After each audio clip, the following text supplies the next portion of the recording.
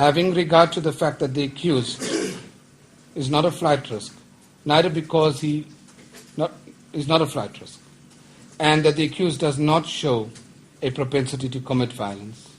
The accused, there is no evidence before me, will interfere with state witnesses, and there isn't proper evidence before me relating to the public perception of the matter.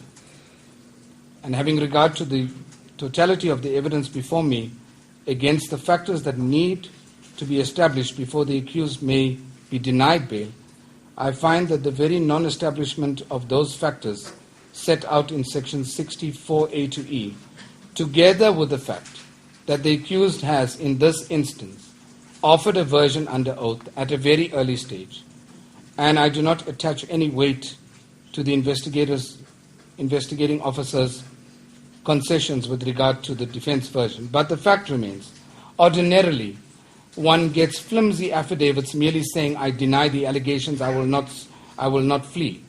But in this instance, the accused has reached out to try to meet the state case, of course against the background of those improbabilities that I have seen and mentioned. That fact, that reaching out in the affidavit in the way that he did, placing it before the court, together with the fact that none of the factors that need to be established have been established,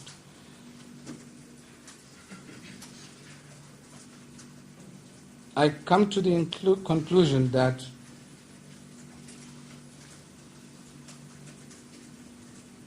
the accused has made a case to be released on bail. Yes! Let's go, Jesus.